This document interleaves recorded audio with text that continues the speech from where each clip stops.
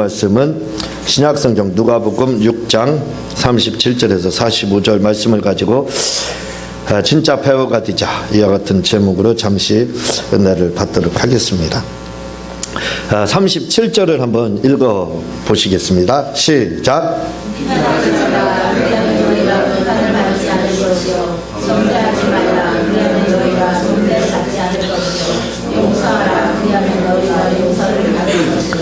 예, 역시 산상부문에 나오는 말씀 마태복음 7장 1절에 비판하지 말라, 그런 비판을 받지 않는다 하는 말씀이 나오고 있는데, 여기서도 누가복음에서도 역시 똑같이 주님이 이렇게 말씀을 하고 있습니다. 비판하지 말라. 우리가 비판하지 말라, 이 말씀이 헬라어로 크리네테 이렇게 되어 있습니다.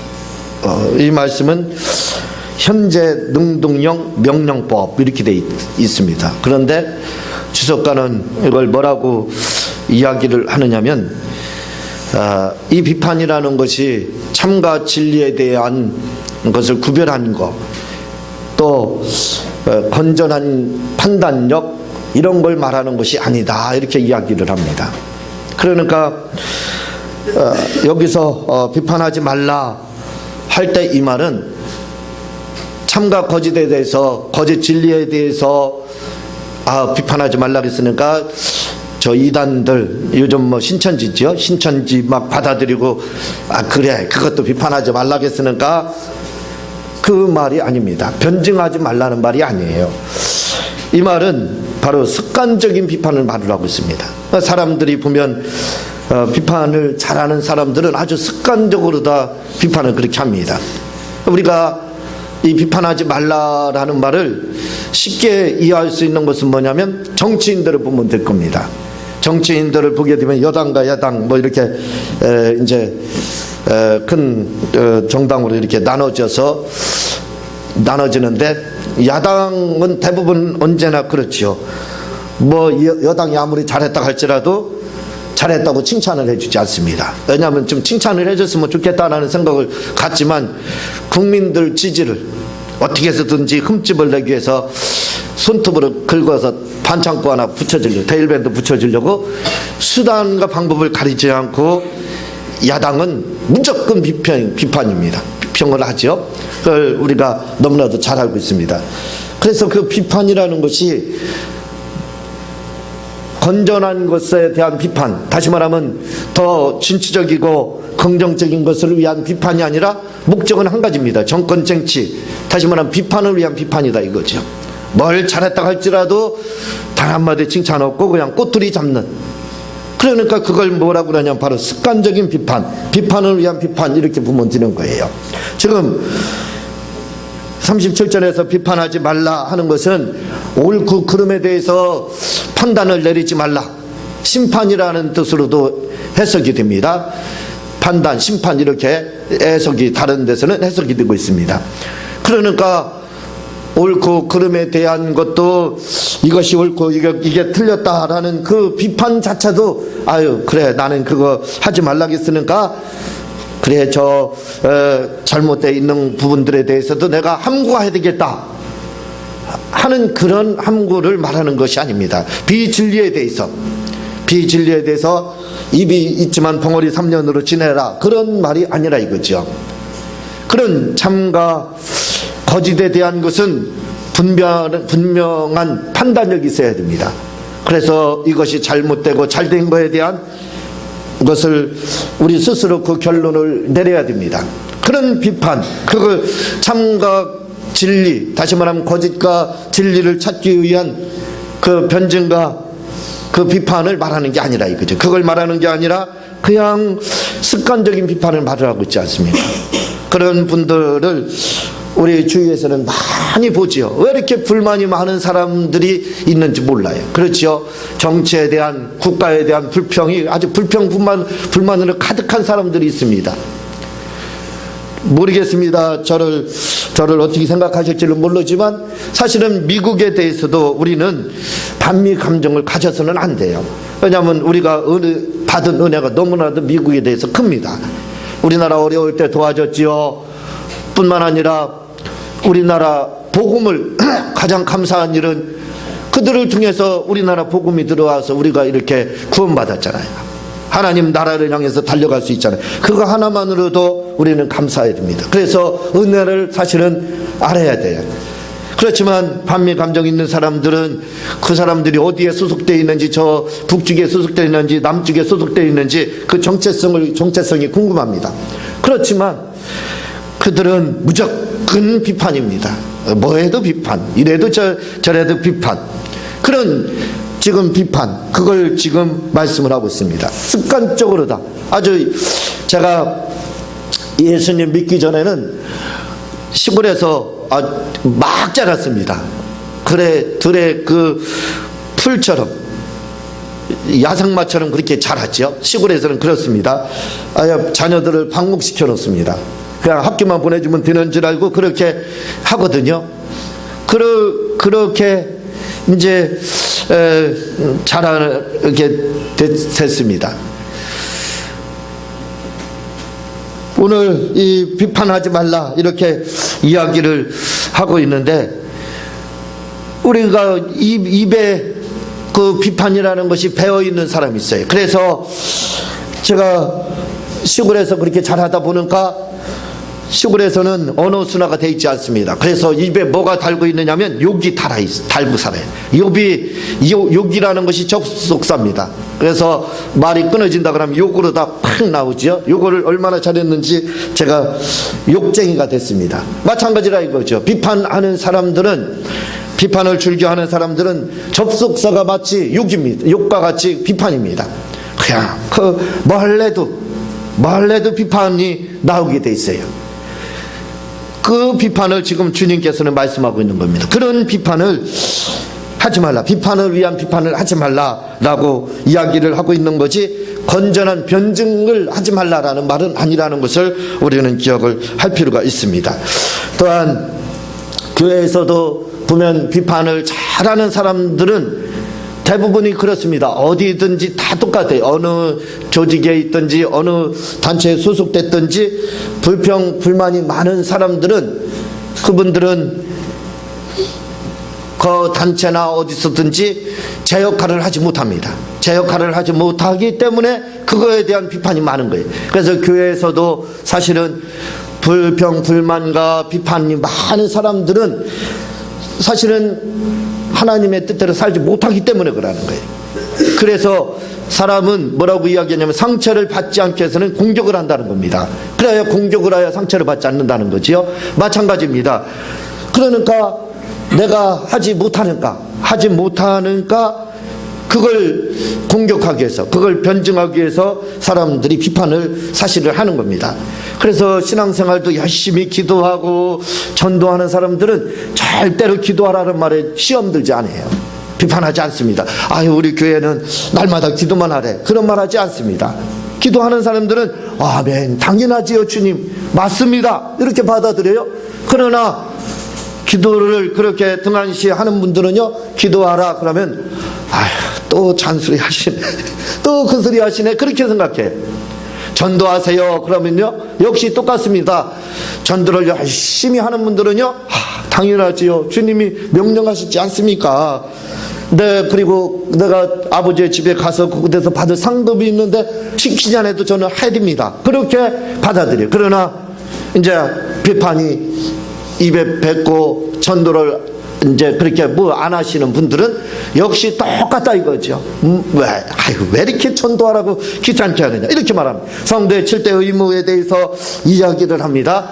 그렇게 해야 된다라고 이야기를 하면 하는 분들은 당연합니다, 그렇게 해야 됩니다 하고 못하는 걸 가슴 아파하죠. 그러나 그렇지 못하는 사람들은, 그렇게 삶을 살지 못하는, 정화된 삶을 살지 못하는 분들은요, 왜 도대체 이런 소리만 하고 있느냐라고 비평을 해요. 그래서 우리가 비판을 많이 하는 사람을 통해서 알 수 있는 것은 뭐냐면요, 그의 삶을 알 수 있는 겁니다. 딱 들으면 알아요. 그러니까 고수들은 비평하는 소리를 들으면 압니다. 저거 안 하는구나, 이렇게 알게 돼요.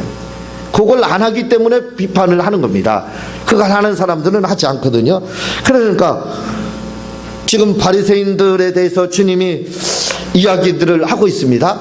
비판하지 말라. 이들의 비판은 정해져 있습니다. 주님에 대한 끊임없는 비판을 하는 거예요. 주님에 대해서 끊임없이 도전을 합니다. 왜? 그들은 인면수심 속에는 아주 이리 같은 것이 들어 있습니다. 그리고 겉으로는 아주 온유한 사람처럼 뭔가 거룩한 성자처럼 그렇게 행세를 하는 거예요. 주님은 그 속을 들여다봅니다. 그러니까 그들의 속에 희칠한 무덤이에요. 그 무덤과 같이 그 해골 바가지가 들어있는 그들의 속은 해골이 들어있습니다. 그러니 얼마나 취약하느냐 이거죠. 그러니까 주님이 그거에 대해서 이야기를 합니다. 너희들은 겉만 깨끗하면 단줄 아느냐, 해만 칠해놓으면 다인 줄 아느냐. 이스라엘에서는 조상들을 자기들이 두부를 켜서 죽이고 돌로 쳐서 죽였습니다. 그리고 뭐라고 이야기하냐, 우리는 조상을 잘 섬긴다 해서 선지자들 무덤에 희를 칠합니다. 흰색 희를 칠해서 금방 표신하게 합니다. 잘 섬기는 걸 표시하게 하려고요. 그렇게 한다 이거죠. 그러나 그 속에 뭐가 있습니까? 자기들이 죽은 그러한 뼈들이 있다 이거죠. 마찬가지라 이거죠. 바리새인들이라고 하는 사람들은 비평을 바로 그렇게 합니다. 겉으로는 회칠한 무덤처럼 아주 깨끗하지요. 페인트칠을 새로 싹 해놨고 정수를 말끔하게 하였으니 얼마나 화려하겠습니까? 빛이 번쩍번쩍 광이 나겠죠. 그러나 속은 어떠냐 이거죠. 그래서 주님이 그 속에 대해서 속도 깨끗해야 된다. 너희들이 겉에서 빛나는 것처럼 광이 나는 것처럼 너희들 속도 그렇게 광이 나야 된다 라고 이야기를 하니까 못마땅한 거예요. 왜냐하면 앞에서는 거룩한 성의를 거치고 아주 멋있는 말만 하고 얼굴에 화사한 미소를 지으면서 걸어다닙니다. 그리고 집에 가서는 아내를 폭행하고 자녀들을 폭력으로 행사하고, 그리고 속에 가서는 이중인격과 같이 다중인격자가 된다 이거죠. 겉과 속이 완전히 다른 겁니다.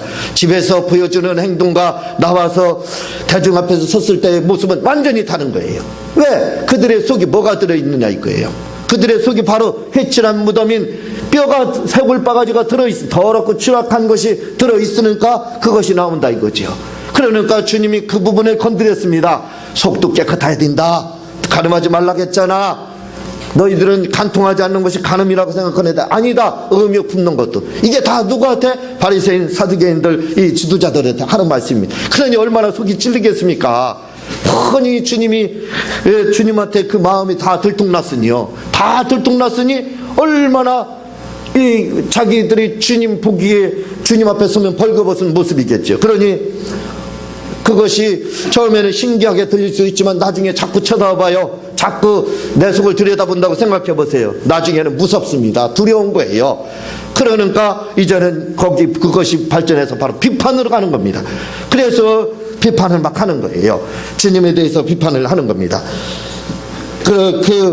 그들의 비판은 자기들의 변화와 바뀌기 위한 비판이 아니었다 이거죠. 자기들을 방어하기 위해서는 또 다른 공격을 해야 된다 이거죠. 그래서 그들이 비판을 이렇게 했던 겁니다. 그걸 지금 말씀하고 있는 거예요. 자, 45절에 보면요, 선한 사람은 마음에 쌓인 선한 것에서 선을 내고 악한 사람은 마음에 쌓인 악에서 악이 나온다는 거예요. 선한 사람은 선을 쌓았기 때문에 선에서 나오고, 악한 사람은 그 쌓은 그 악에서 마음이 악하기 때문에 나온다는 거예요. 이건 우리 기독교인들에 대한 이야기가 아닙니다. 우리는 그렇게 말을 하지요. 이렇게 생각합니다. 용서 받아본 분이 용서를 하고 사랑을 받아본 분이 사랑한다라고 생각을 합니다. 그래서 그렇게 생각을 하지만 사실은 그렇지 않습니다. 주님은 그렇게 말씀하지 않고 있어요. 사랑 받아본 사람이 사랑하고 또 용서 받아본 사람이 용서하고 헤아린 사람이 헤아려 주는 것이 아니라는 겁니다. 주님은 45절에 그렇게 말씀하고 있지 않아요. 뭐라고 이야기하냐면 그들이 용서를 하지 못하는 이유는 용서를 받아본 적이 없어서가 아니라 용서는 수도 없이 받았지만 그들의 마음속에 용서를 해본 적이 없기 때문에 그렇다는 거예요. 그들의 마음에 쌓인 것이 악이기 때문에 그 원인이 바로 거기에 있다는 겁니다. 그러니까 우리 믿는 자들에게는 우리가 거룩한 용서를 주님으로부터 받고 헤아림을 받았기 때문에 그 헤아림과 그 용서를 우리가 한다 이거죠. 그렇지만 믿지 않는 사람들은 그렇지 않다 이거죠. 우리 믿는 사람들은 선한 마음이 주님을 영접하고 주님을 받아들인 후에 그 마음이 우리 속에 자리 잡혀 있습니다. 그래서 그곳에서 우리는 선한 마음이 생겨서 용서가 되고 사랑을 하고 이해할 수 있게 돼요. 우리는 용서를 받은 것을 알고 있기 때문에. 그러나 믿지 않는 사람들은 그렇지 않다는 겁니다. 선한 사람과 악한 사람이 나눠져 있다는 거예요. 어디에서 나오느냐? 그 마음을 사로잡고 있는 건 마귀겠죠. 그 마음에서 악이 막 나온다는 겁니다. 그래서 그들은 용서를 할 줄 몰라요. 용서할 줄 모른다는 거예요. 선한 사람은 선한 일을 계속합니다. 왜? 마음에 선한 것이 있기 때문에. 그러나 용서를 해본 적이 없는 사람은 용서를 못하는, 이게 중요한 겁니다. 그래서 우리 믿는 자들 모두에게도 중요한 게 뭐냐면, 내가 사랑을 행한 적이 있는 사람들은요, 하나님께 사랑을 입었지만 행한 적이 있는 사람들은 사랑을 그 사람 말려도 잘합니다. 내가 다른 사람을 용서한 적이 있고 끊임없이 용서하는 사람이라면요, 어떤 사람이 나에게 불의를 행한다고 해도 용서를 해요. 그러나 내가 용서해 본 적이 없다 하는 사람은요, 어떤 좋은 일을 대한다고 할지라도 용서하지 않습니다. 또 어떤 헤아림을 한다고 할지라도 헤아릴 줄은 몰라요. 사랑을 아무리 한다고 할지라도 그를 사랑할 줄은 모릅니다. 주님이 그렇게 왜? 그 속에 쌓여있는 것이 바로 쌓여있는 곳에서 나온다는 겁니다. 그래서 비판도 바로 거기에서 나온다는 거예요. 비판도 쌓인 곳에서 바로 나온다. 이렇게 악한 마음이 있기 때문에, 비판하는 마음이 있기 때문에, 그 비판 한 번도 남에 대해서 칭찬하고 격려해 주는 것이 없었기 때문에, 그렇게 그 마음속에 바로 칭찬을 해본 적이 없기 때문에 그들은 칭찬할 줄을 모르고 바로 비판만 하게 된다 이 말입니다. 그렇게 37절 38절에 그렇게 여러분들이 보면 되는 거예요. 39절에 보면 비유로 말씀하시되 하고 비유가 납니다. 파라볼레 마셜에서 왔다고 말씀을 드린 적이 있습니다. 이것은 격언, 훈계, 속담, 속언 이렇게 되어 있습니다. 그러니까 거기서 왔어요. 주님이 비유로다 계속 44절까지 말씀을 지금 하고 있습니다. 이것은 비유로다 말씀하시는 이유는 당시에 거기에 적당한 비유가 있었기 때문에 그래요. 그래서 말씀을 하시되 저들이 잘 이해를 못하고 할 때 쉽게 이해하기 위해서 그 당시에 유행했던, 그 당시에 널리 퍼졌던 그러한 격언을 가지고 바로 예수님이 말씀을 하시는 거예요. 그래서 맹인이 맹인을 인도할 수 있느냐, 이게 뭐예요? 바리새인 역시 두고 하는 말입니다. 인도할 수 없다. 소경이 인도하면 뻔하지 않느냐 그 말입니다. 제자가 그 선생보다 높지 못하며, 여기서 우리가 생각하고 예수님이 요한복음 14장 12절에 보면 우리가 더 큰 일을 한다고 했는데 여기는 또 이렇게 말을 하네. 그게 아닙니다. 이것은 바리새인들을 말을 하는, 바리새인들이 제자를 가르칩니다. 처음에는 그보다 온전한 바리새인이 못해요. 그렇지만 후에는 바리새인이 되더라 이거죠. 선생과 똑같은 나쁜 사람 된다 이 말입니다. 후에 보니까 똑같이 나쁜 사람 되더라 이거죠. 역시 소경을 인도했다는 그 말입니다.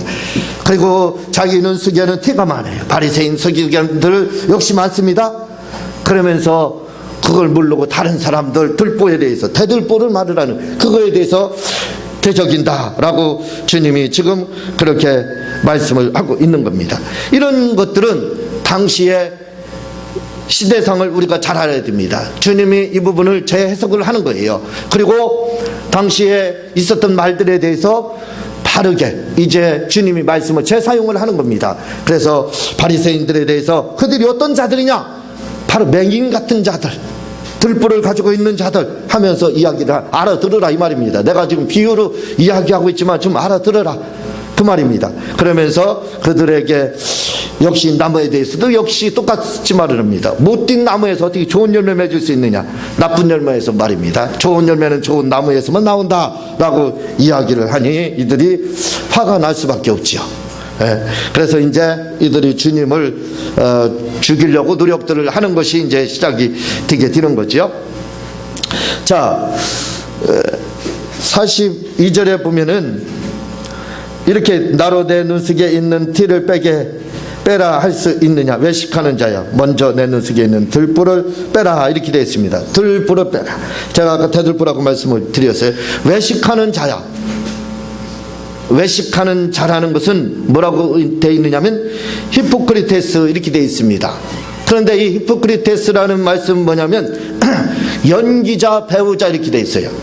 이들을 지금 누구를 향해서 하는 말씀이에요?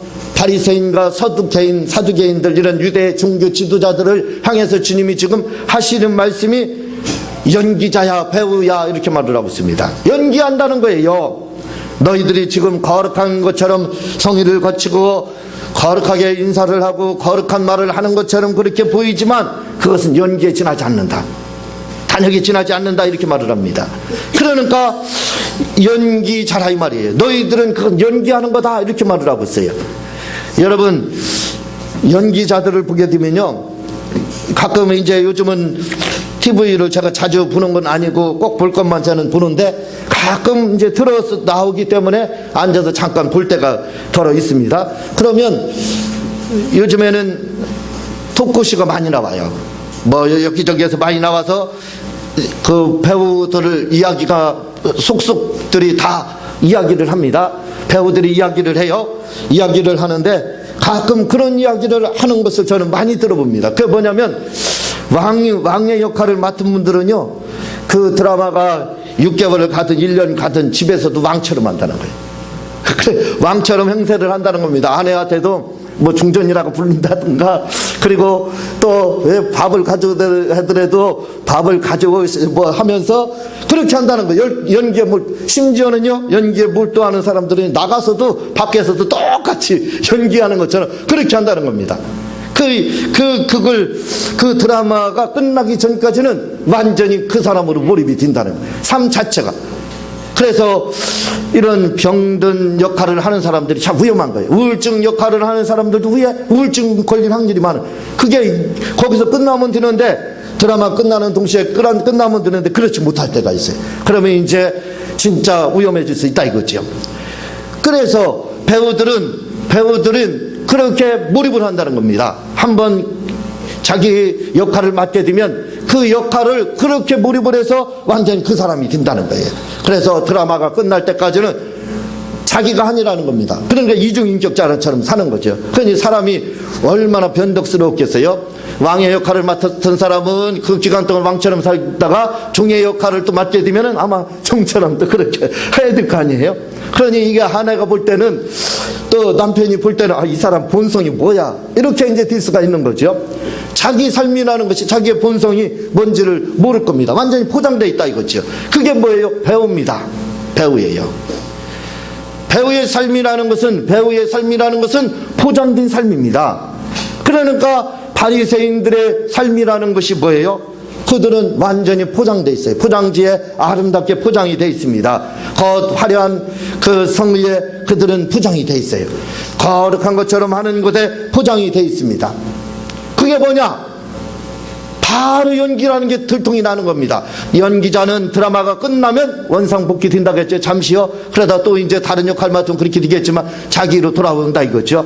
마찬가지예요. 그들은 밖에 나가서는 거룩한 사람처럼 화려하게 등장을 합니다. 그렇게 활동을 하다가 집에 들어오기만 하면 모든 게 다 풀어져요. 갑자기 다중인격자가 되는 것처럼, 이 다중인격자가 좋은 말이 아니에요. 귀신 들린 자들을 다중인격이라고 이렇게 요즘 표현하잖아요.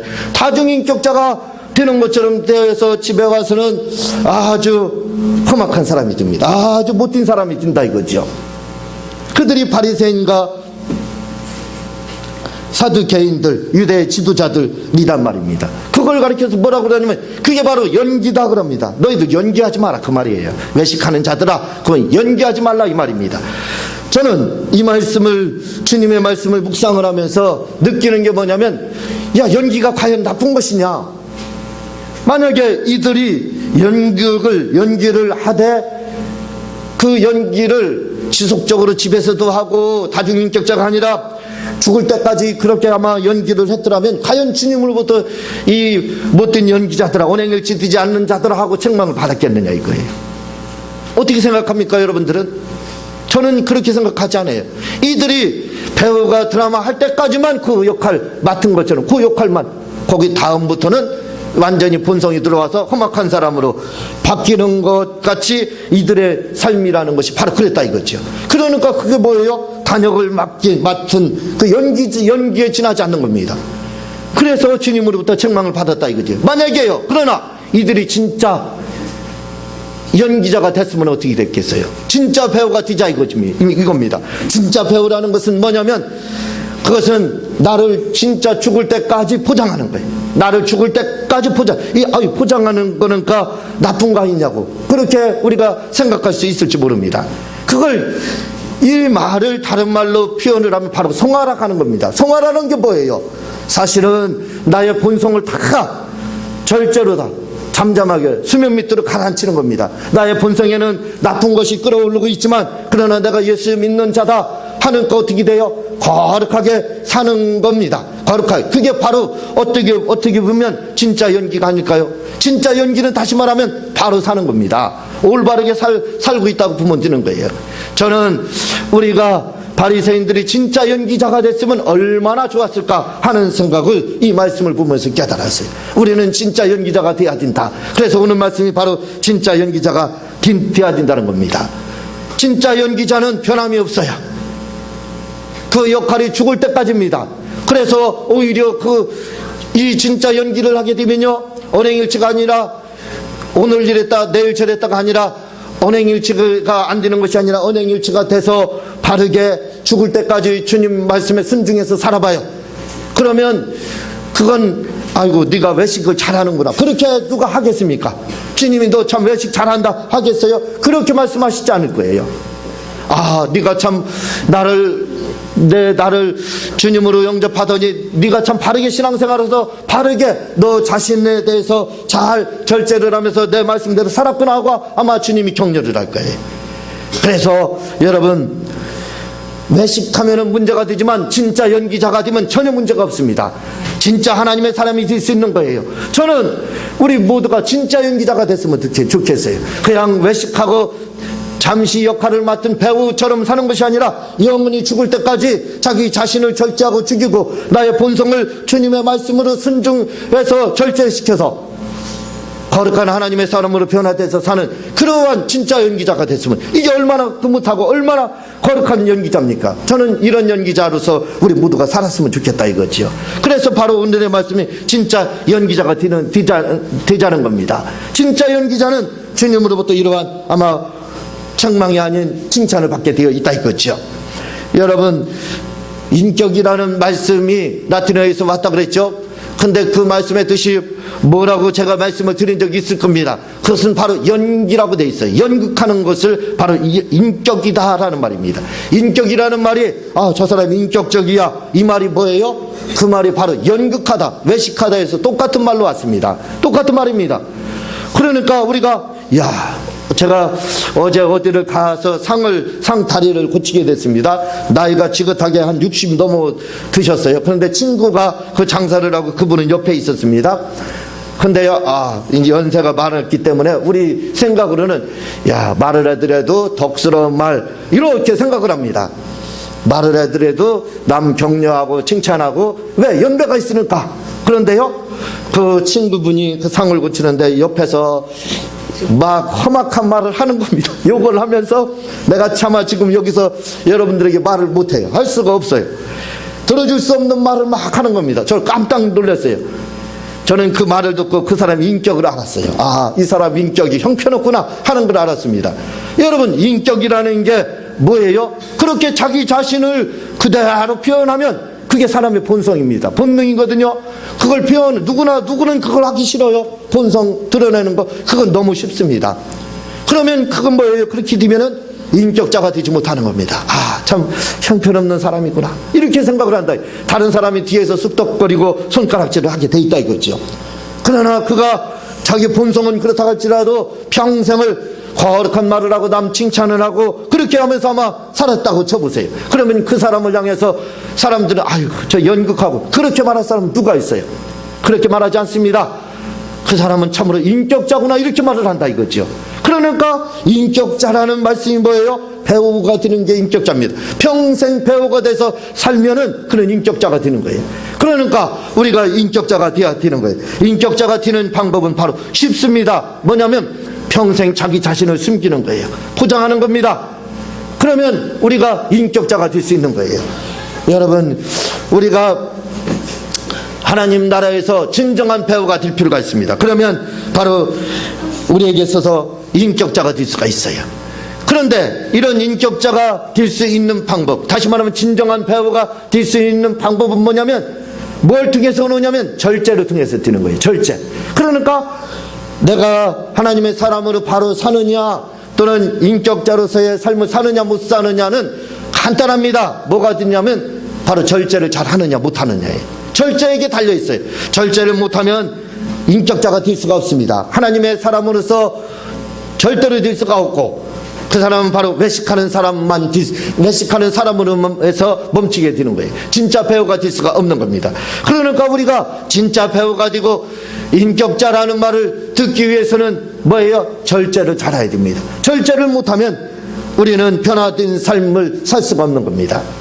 그래서 우리가 진정한 배우가 되고 진정한 인격자로서의 삶을 사는 것은 하나밖에 없습니다. 그것은 변화되는 것인데, 그것은 바로 절제를 통해서 오는 거예요. 절제를 통해서 우리가 변화가 오게 되면 우리는 거룩한 인격자가 되는 겁니다. 그러나 내 자신의 본성을 섬기지 못하고 내 자신의 본성을 포장하지 못하고 산다면 우리는 인격자가 될 수가 없어요. 절대로 인격자가 될 수 없고 하나님의 사람으로 그렇게 살아갈 수가 없는 겁니다. 그러므로 여러분, 우리가 진정한 배우가 될 수 있고 진정한 하나님의 사람이 되는 것은 너무나도 사실은 단순하고 쉬워요. 제가 욕쟁이라고 말씀을 드렸지 않습니까? 얼마나 욕을 잘했는지 몰라요. 그래서 몸이 아프니까 제 스스로 생각하기에 욕을 너무 많이 해서 내가 병이 들었나 보다 생각해서 예수 믿기 전에 욕을 멈췄습니다. 아니, 뭘로 다 됐어요? 바로 절제로 된 겁니다. 절제하니까 내가 예수님은 그 당시 믿지 않았더라도 욕을 안 하게 되더라 이거죠. 그러니까 뭐예요? 여러분, 변화는 뭘로 다 오느냐? 우리가 변화해야 된다 이거죠. 그건 절제로 오는 겁니다. 절제를 할 때 인격자가 될 수 있고 바로 변화가 될 수 있어요. 여러분, 예수 믿으면 우리가 생각하기에 예수 믿으면 인격자가, 그렇지 않습니다. 예수 믿으면 거듭난다고 그랬어요. 물과 성령으로 거듭난다고 그랬지 인격자가 된다고 하지 않았습니다. 예수님을 믿으면 우리의 인격이라는 것은 믿는다고 해서 변하는 것이 아니에요. 거듭나는 것은 우리가 거듭나는 것은 믿음으로만 돼요. 물과 성령으로 거듭날 때만 우리가 진정한 하나님의 사람이 영이 거듭날 수가 있게 됩니다. 그러나 변화는 어떻게 돼요? 변화는 거듭났다고 해서 여러분 변하던가요? 여러분들은 신앙생활을 해봐서 알 겁니다. 저는 어떻겠어요? 저도 신앙생활을 20년, 30년 가까이 하다 보니까 압니다. 내가 아무리 거듭나도 내 본성이라는 것은 사라지지 않는다. 그걸 너무나도 잘 알고 있습니다. 내가 내 본성은 원래 그런 사람이 아니다. 그러면 내가 어떻게 해서 변화될 수 있느냐 이거예요. 어떻게 해서 변화됐고 여러분들은 어떻게 해서 이렇게 거룩한 사람으로 변화됐느냐 이거예요. 그건 바로 여러분들이 그 잘못된 인격을 말씀으로 절제를 했기 때문에 그래요. 절제를 하다 보니까 어떻게 됐습니까? 거룩한 하나님의 사람으로 됐고, 절제를 하다 보니까 이렇게 거룩한 인격자가 됐고 진정한 배우자가 돼서 하나님에게 칭찬을 받는 자들이 되더라 이거죠. 그래서 우리가 변화되기 위해서는 바로 뭐가 필요합니까? 절제가 필요합니다. 그러면 절제는 어떻게 해서 오느냐 이거예요. 여러분, 내가 절제해야 되겠다, 절제, 이게 쉽게 되지 않습니다. 그렇게 되려면 오랜 시간이 걸려요. 그러나 절제를 한 방에 될 수가 있는 방법이 있습니다. 그건 뭐냐면 충격받으면 곧바로 사람이 절제가 되고 변화가 돼. 그래서 의사들이요 그럽니다. 당신 담배 피워요? 담배 피우는데 먹는데 당신 6개월밖에 못 살아. 그러면요 담뱃을 당장 끊습니다. 충격을 받으면 금방 변화되는 거예요.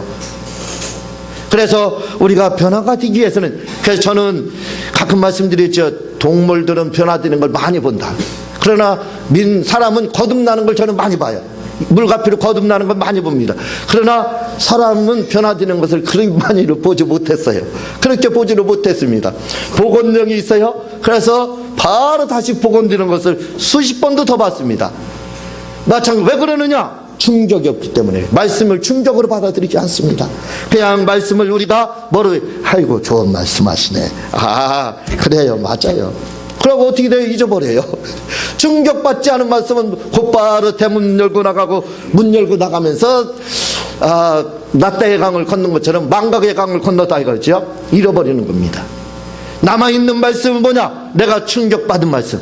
그리고 나를 변화시키는 말씀은 뭐냐? 바로 충격으로 오는 말씀. 알잖아요. 입체적으로 말씀이 들어오는 말씀은 나를 변화시킵니다.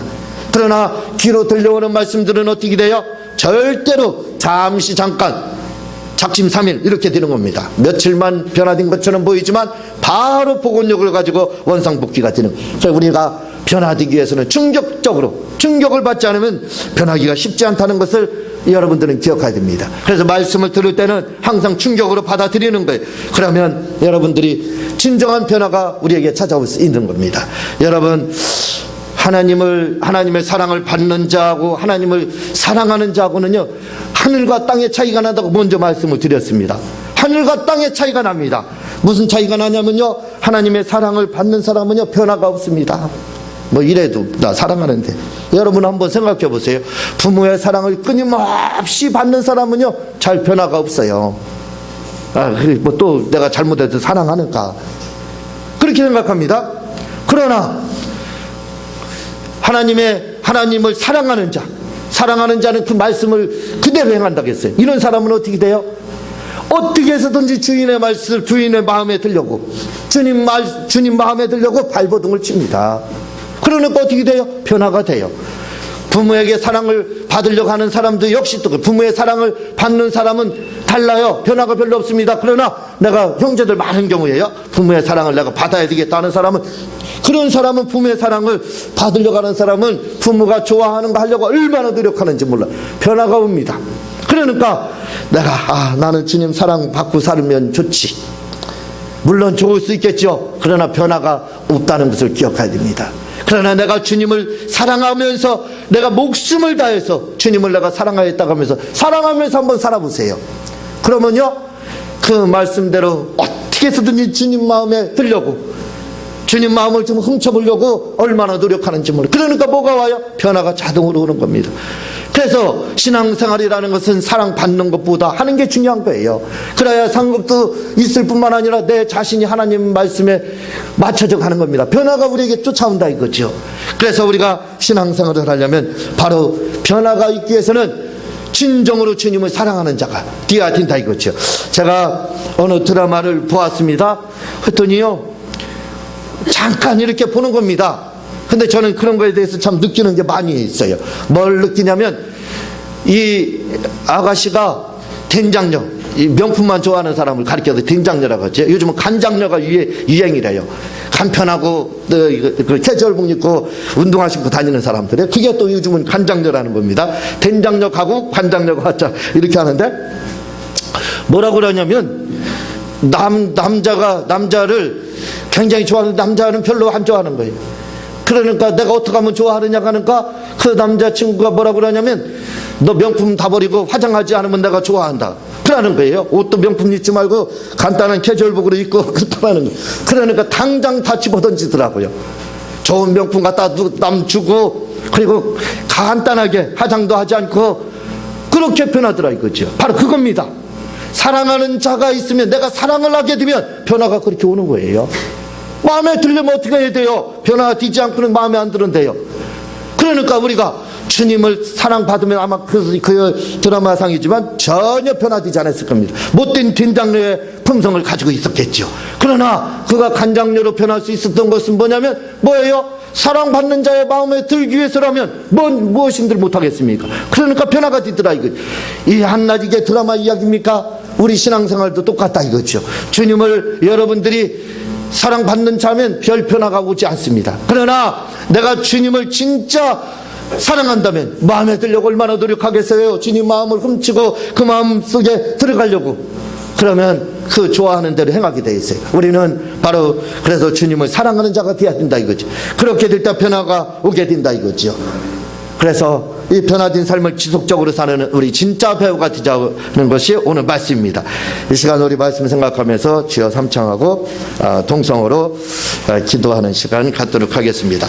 주여, 주여.